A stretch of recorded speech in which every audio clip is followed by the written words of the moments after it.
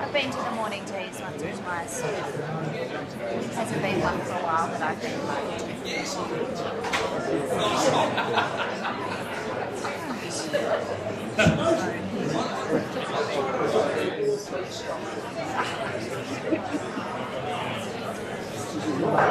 Silence or stand and remain standing.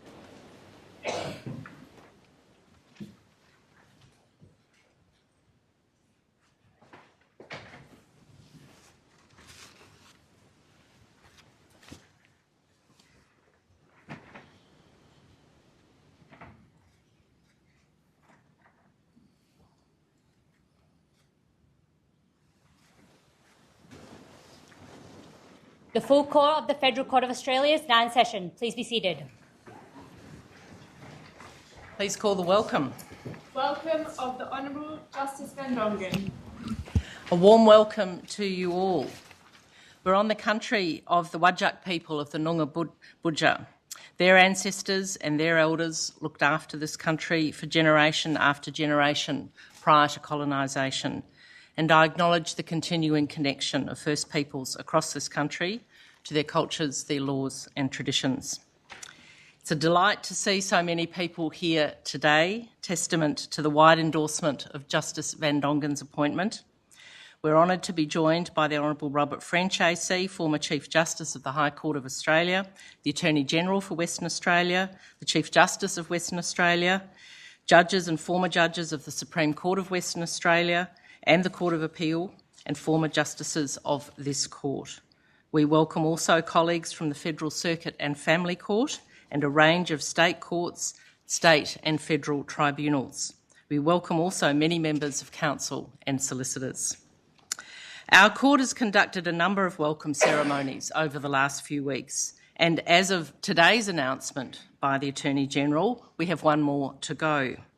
This has been a considerable source of pride for our court. However, this particular welcome has additional significance.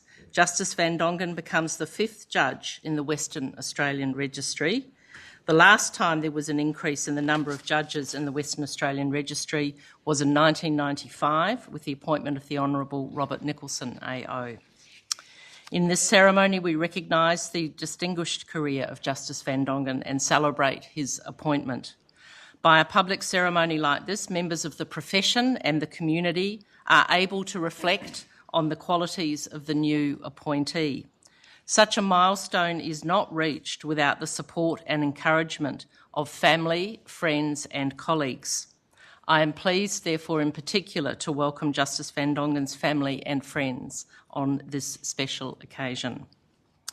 Justice Vandongen, you took the affirmation of office on the 17th of December here in this building in front of family and friends and your new judicial colleagues.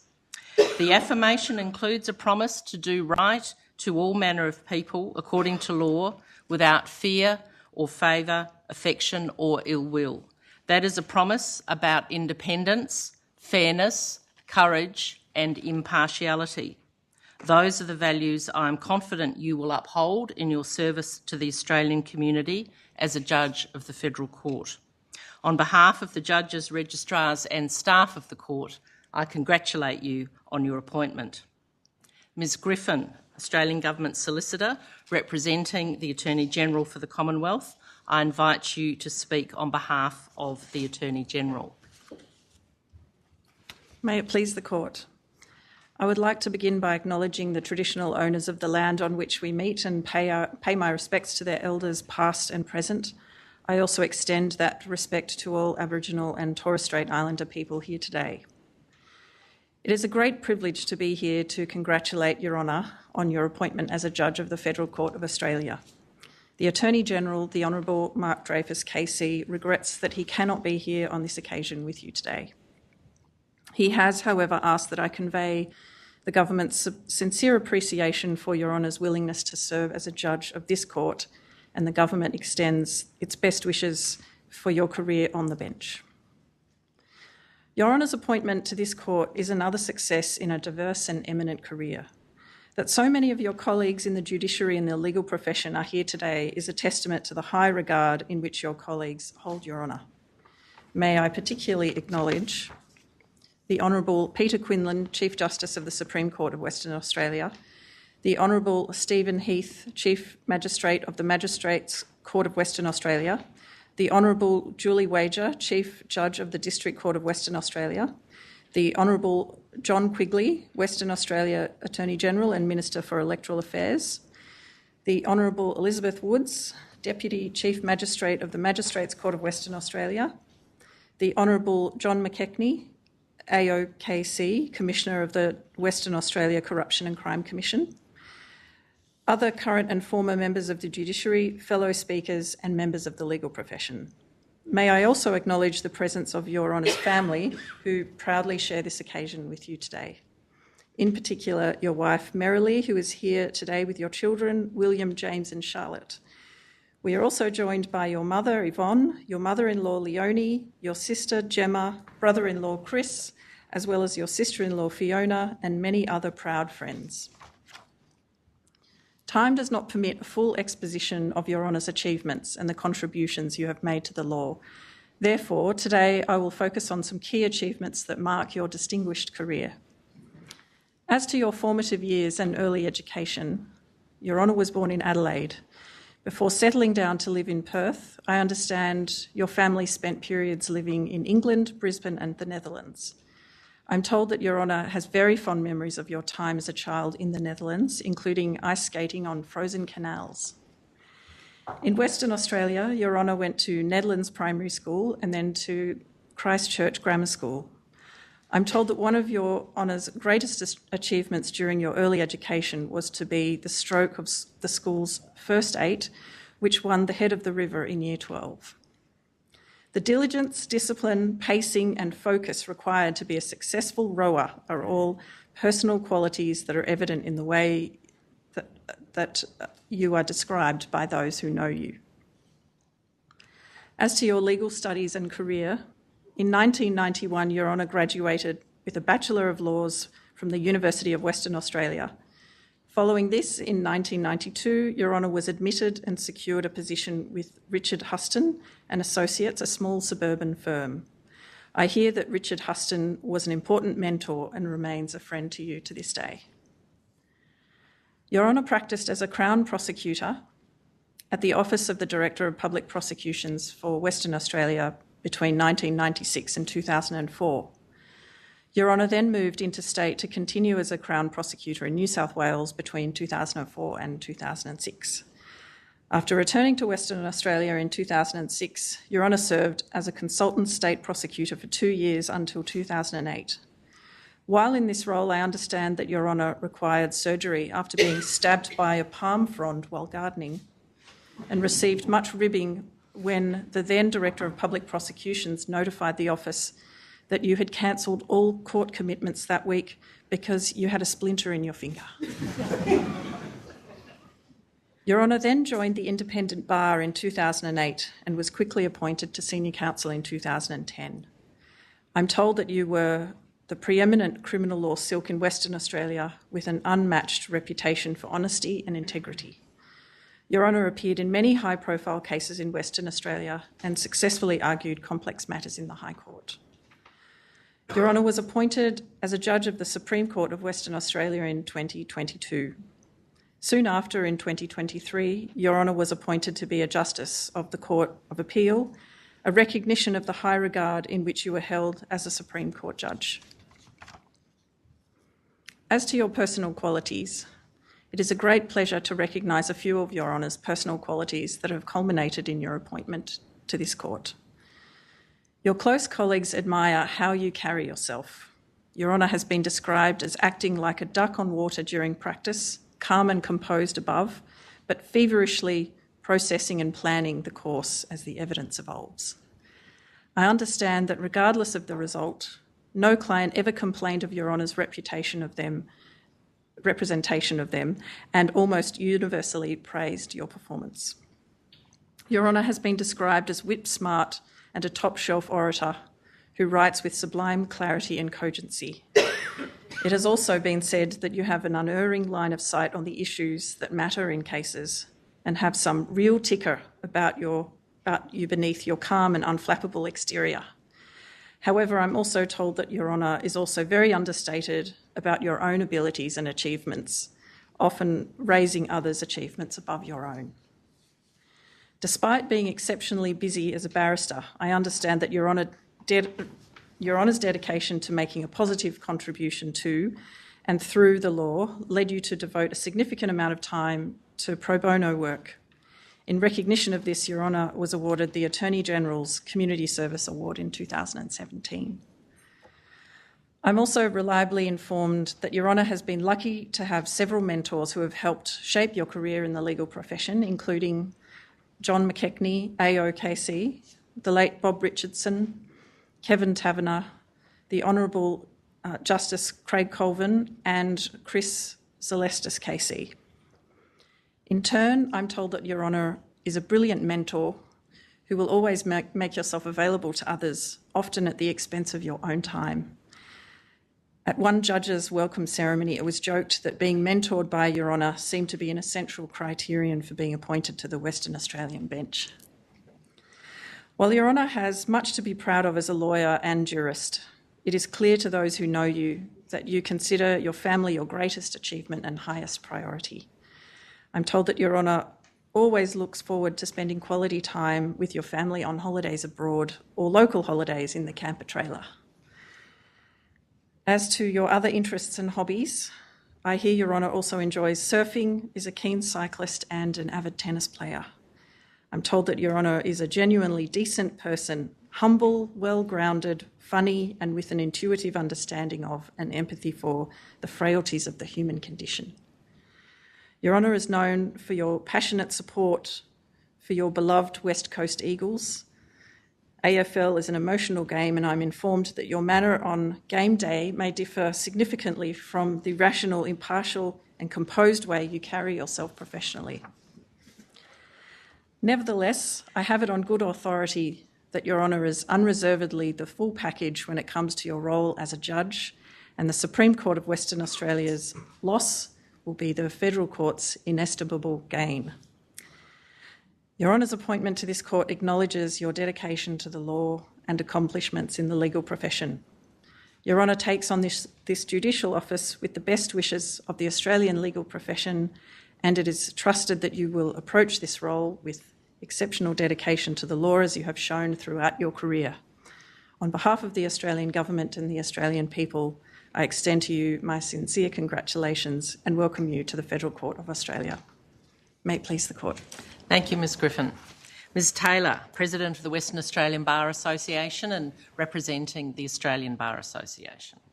May it please the Court.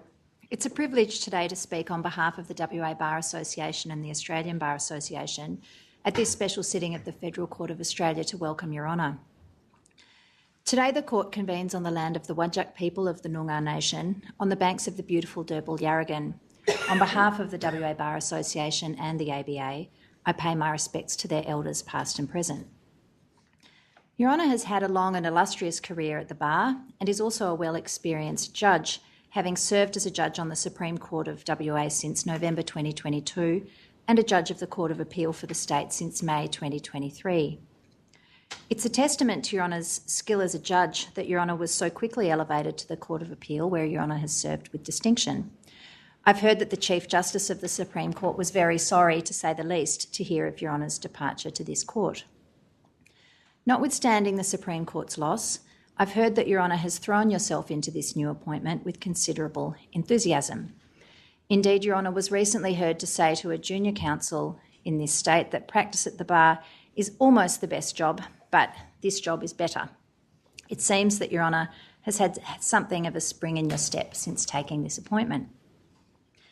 Your Honour has a strong reputation not only for a sharp intelligence and technical excellence, but also for a voracious work ethic. Many people within Your Honour's former chambers at Francis Burt remember that your only real failing at the bar was a near complete inability to say no to work. A quick Lexis search of Your Honour's judgments reveals that Your Honour has delivered some 87 judgments during your time as a judge of the Supreme Court and Court of Appeal in this state. That doesn't include the decision which Your Honour handed down only yesterday, while having already taken up work within this court. That is a considerable contribution to the administration of justice in this state and highlights Your Honour's dedication and commitment to public service through judicial office. Your Honour had a broad practice at the bar and was a rare breed of practitioner who could rightly claim to be a true generalist. However, it must be recognised that through Your Honour's work in the criminal law sphere in particular, Your Honour dedicated considerable efforts to helping some of the most vulnerable members of our community. Your Honour continued to undertake a significant volume of work relating to criminal law while in the Supreme Court of WA. Your Honour has undertaken that work with characteristic patience, grace and skill. This court also deals with matters involving members of the broader community who are vulnerable and who, of course, require patience and respect. Your Honour's experience in criminal law will equip you well to deal with all of those people. Your Honour has already become a popular judge through your time in the Supreme Court. As an advocate, it was a pleasure to appear before Your Honour in the Court of Appeal. Your Honour's careful and thoughtful approach to every case had a calming effect for counsel and, dare I also say, the other members of the court. It's been said that Your Honour was, in fact, more intimidating at the bar than Your Honour was or has been on the bench. In particular, people have noticed that Your Honour appears to be mindful of how an appearance may affect the confidence of counsel appearing before your court, and particularly when there are junior practitioners speaking in court. Your Honour has been committed to assisting with the development of skills of junior barristers at the bar. Many who have appeared before you feel they have learned something from that experience, either about their arguments or about their advocacy. Your Honour also gave an excellent seminar to members of Francis Burt Chambers on appellate advocacy recently, from which many of us benefited. I've also heard that Your Honour's associates love working for you and that Your Honour takes a lot of time to ensure that their experience is broad and fulfilling, including by encouraging them to undertake advocacy training within the Supreme Court's program. When at Francis Burt, Your Honour was often a cell leader, which of course is a term that Chambers used not to describe locking its pupils up, but to guide them through their experience in their first year at the bar. Your Honour's juniors describe you as having been relaxed and collaborative and universally say that they learned from the way that Your Honour would enhance their work product that they produced for your review. Your Honour encouraged juniors to work things out for themselves, while still being a gentle teacher and leader who had always had an unlimited generosity with your time.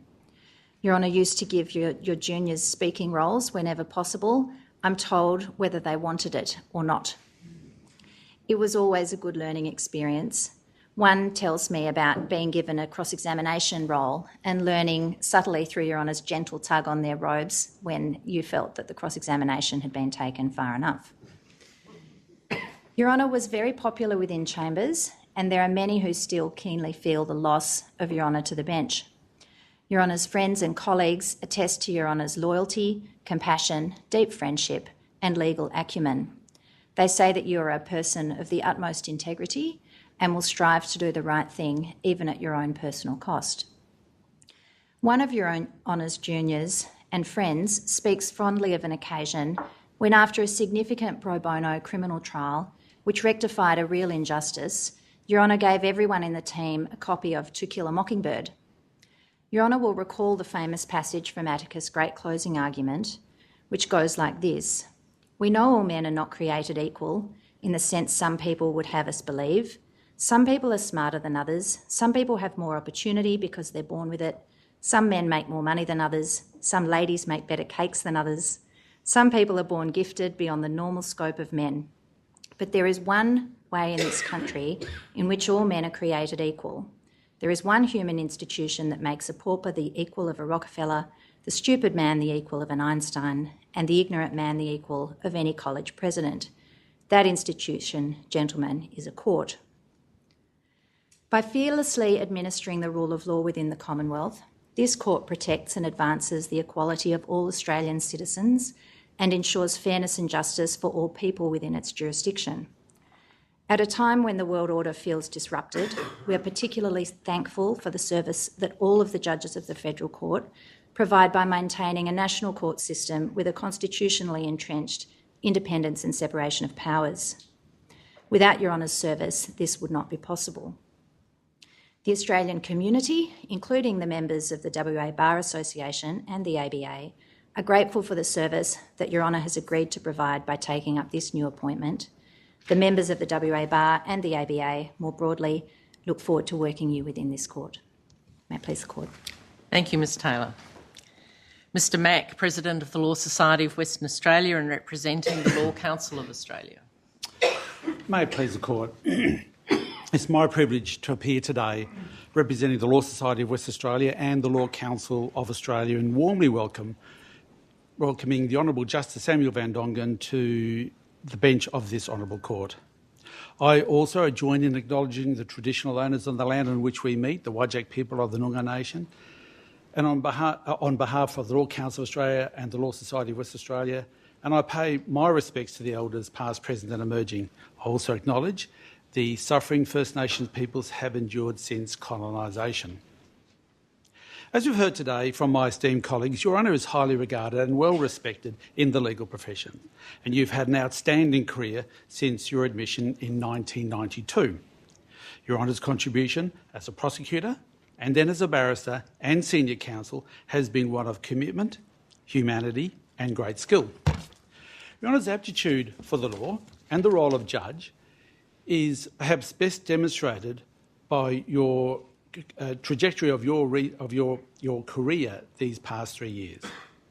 Your seat on the bench of the Supreme Court, which you took up in 2022, was barely warm when you were appointed Judge of the Court of Appeal in 2023.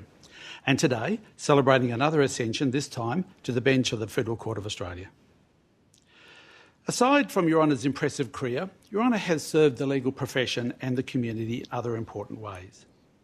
Your Honour sat on the Law Society's Criminal Law Committee for 4 years and was a valued contributor to CPD seminars, including the Practical Advocacy Weekend and Essentials of Advocacy and Negotiating programs for young lawyers.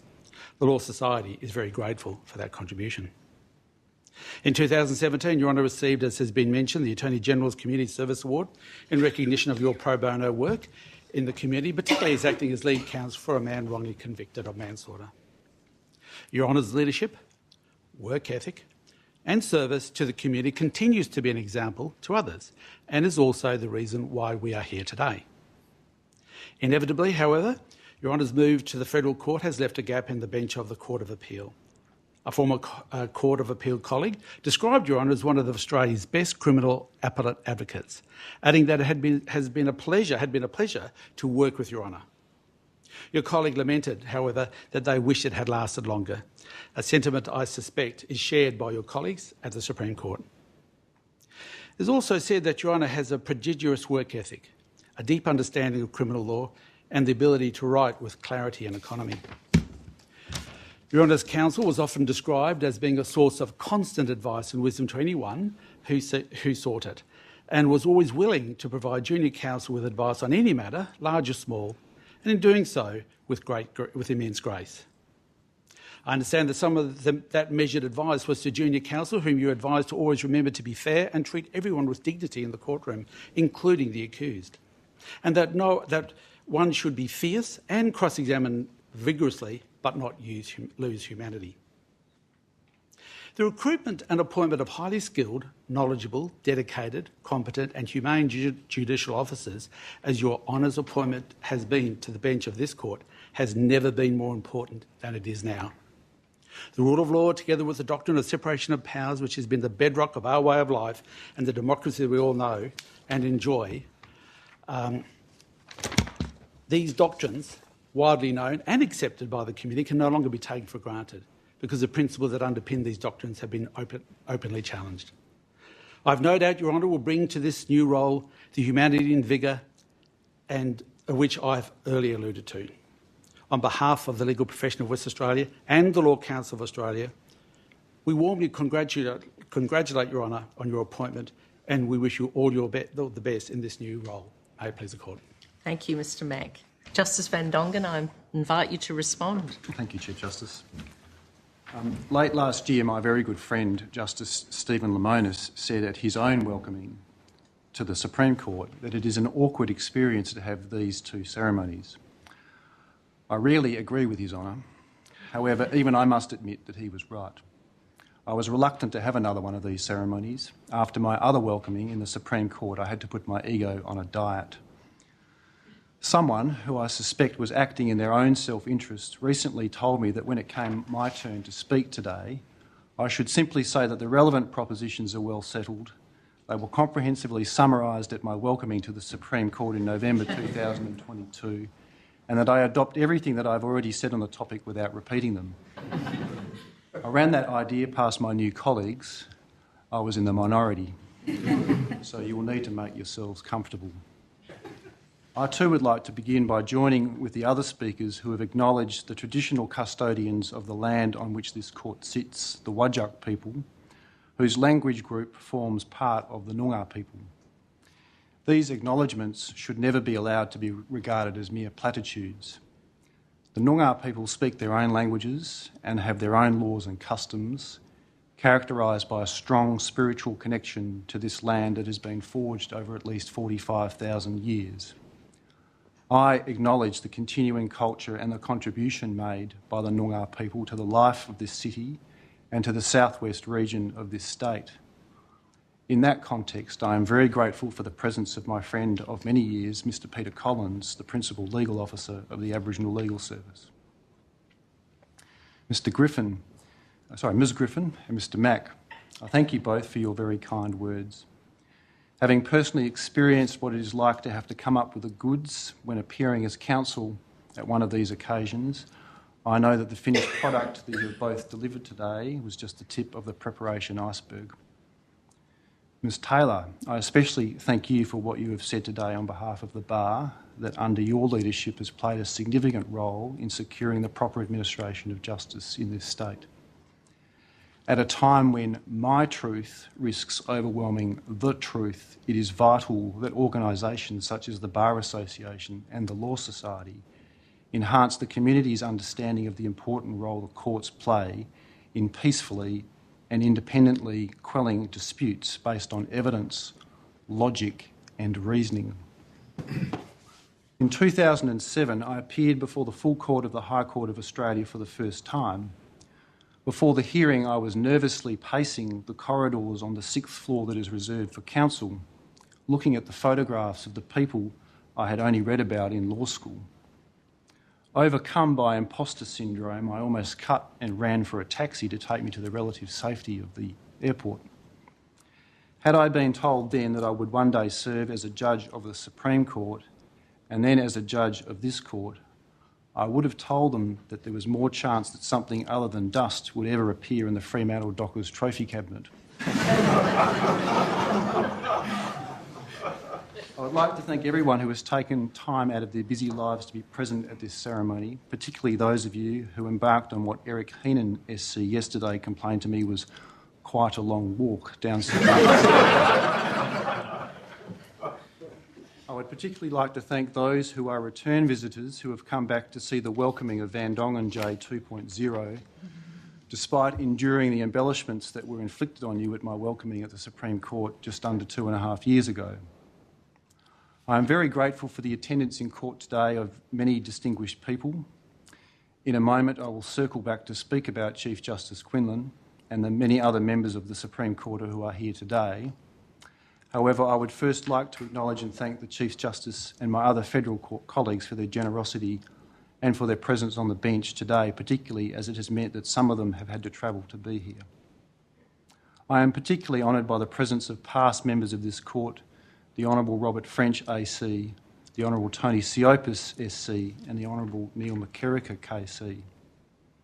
I'm also delighted that Chief Judge Wager, Chief Magistrate Heath, Deputy Chief Magistrate Woods, Deputy President Burford, several judges of the Federal Circuit Court and the District Court, magistrates and members of the Administrative Review Tribunal are here today. I've known many of you for a long time, and I thank you all for being here today. In no particular order, I would also like to single out and specifically thank each of the Honourable John Quigley MLA, Commissioner John McKechnie, the Honourable Andrew Beach SC, Judge John Pryor, Judge Gary Massey, Judge Mara Baroni, Judge Seamus Rafferty, Magistrate Richard Huston, Magistrate Evan Shackleton, Joshua Thompson SC, David Manera, Ashley Wilson, James Scavella, Manisha McCalca for their presence. There is not enough time to explain why I have singled you out. Each of you know that you have been instrumental in this appointment. I am very fortunate that several friends who have nothing to do with the legal profession accepted an invitation to be here today. That's probably because some of them have very little else to do anyway. They include friends from university, friends from our neighbourhood whose children have grown up with our own, and some long-standing friends of my family. For most of them, this is their first experience of a judicial welcoming ceremony. Happily for me, many of them probably think that what they just heard fall from the three lawyers who spoke today was the unvarnished truth. My friends from outside the legal profession provide me with a safe haven away from the issues that occupy the legal side of my brain and give me much needed perspective on life. Three of my long-standing friends from school are also here. They formed part of what we firmly believe was the best PSO rowing at first aid of all time. Please don't ask them what I was like at school. They will only incriminate themselves. The Chief Justice, all of my new judicial colleagues and everyone who works at the West Australian Registry of the Federal Court have made me feel very welcome from the first day I started in this court. I sincerely thank everyone who has helped my seamless transition, for all your care and attention, for your support and for your professionalism. I would particularly like to thank Registrars Trott and Gook, Susie Ladlaw, Donna Friedel and Gemma Broughton, and the Executive Assistants Deanne Jaff and Deborah Edmonds. I would also like to acknowledge the efforts of everyone involved in what was an invaluable induction process that was delivered to the new judges over a 2-week period. As the Chief Justice mentioned, this is the Federal Court's 8th welcoming ceremony in the last month. I've already dropped a subtle hint that I'm a card-carrying member of the rowing cult, so I would like to propose that the 8 new judges should now collectively be referred to as the Federal First 8. With today's announcement that Graham Hill SC will be joining the court, it seems that we will now also have a coxswain. As there have been 8 ceremonies, there is one person who will breathe a big sigh of relief after today has been done and dusted. That is the court's executive officer, Dimitra Agios. In the past month, she has organised all of those welcoming ceremonies. She has done an amazing job under considerable pressure, and I thank her and all of those who have assisted her. I said that I would come back to talk about my former colleagues at the Supreme Court and at the Court of Appeal. I'm particularly grateful that many of them are here present today in court. I sincerely thank them for their collegiality and support.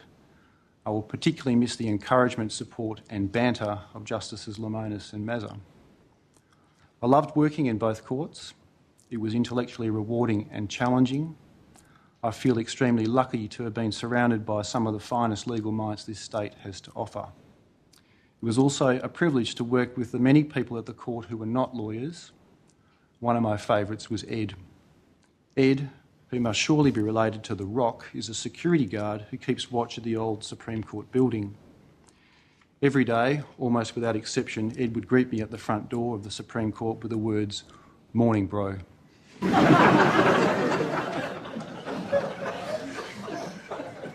the benefit of hindsight, the timing of my departure from the Court of Appeal was not ideal.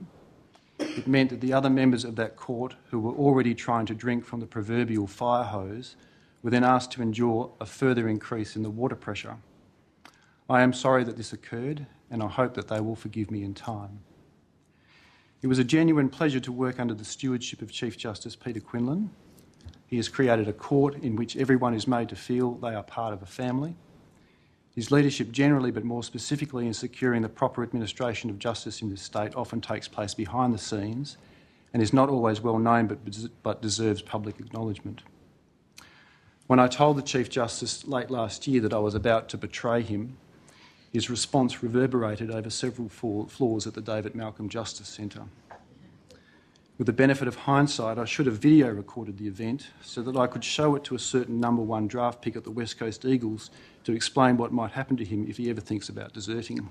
However, the aftershocks eventually abated, and the Chief Justice has generally supported my decision to accept an appointment to this court. Those of you who are still awake will have noticed that I used the word generally. It was a word that I deliberately chose. Let me explain why. Recently, the Chief Justice sent me a text to which was a video of a scene from one of my very favourite films, Monty Python's Life of Brian. In that scene, which is set in a Roman amphitheatre, the members of the Python crew yell one word loudly and in unison at the only member of a certain People's Front sitting on his own. That word, of course, was splitter. I do like quotes from the Python movie, so you'll forgive me if I use another one. The Chief Justice is a very naughty boy.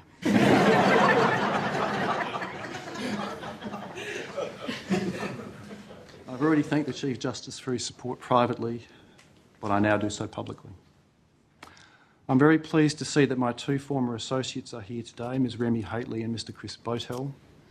My current associates, Ms Lisa Baxter and Ms Georgia Millington, are also here. They are all intelligent, strong-willed and opinionated young people, which is just what I need in an associate. Remy recently set the tone for the way all my associates interact with me when, in response to her being told what I wanted done, Remy said with her hands held up, "No, Judge, we are not going to do that. This is what we are going to do." You will have noticed her repeated use of the word we. So much for judicial independence. Finally, I come to my family. They are the most important people in my life. My wife Merrily and I have been together since we were at university. Those of you who were at my other welcoming may remember that I said that she is the most intelligent, loving, thoughtful and generous person that I know. I was right, she is. For a long time, I've received the public recognition when she is the one most deserving of recognition for all she has done, not only for our family, but also for the broader community. She is also a far cleverer lawyer than I will ever be. We are very lucky to have 3 children, James, Charlotte and William. Each of them is forging their own pathway in life, and I'm very proud of their achievements, and I feel privileged to be their father. Like all good children, they adore my sense of humour, admire and respect everything I say and do without question, and generally think that I'm a legend. My mother Yvonne, my sister Gemma, her husband Chris and their children Izzy and Ari are here today. My mother-in-law Leonie, my sister-in-law Fiona and James's partner Riley are here also. My brother-in-law John and my nephews Jack and Rory are here in spirit, and I thank each of them for their continuing love and support. It is usual on these occasions for new judges to say something about the judge they hope to be in the future. As I have now been a judge for almost 2.5 years, I don't want to provide evidence for a performance review. I will only say that I hope that I have done a reasonable job up to this point, and to the extent that I haven't, I promise that I will do better in the future. Thank you very much for your attendance. Thank you, Justice Vandongen. The court will now adjourn. All stand. The full court of the Federal Court of Australia is now adjourned.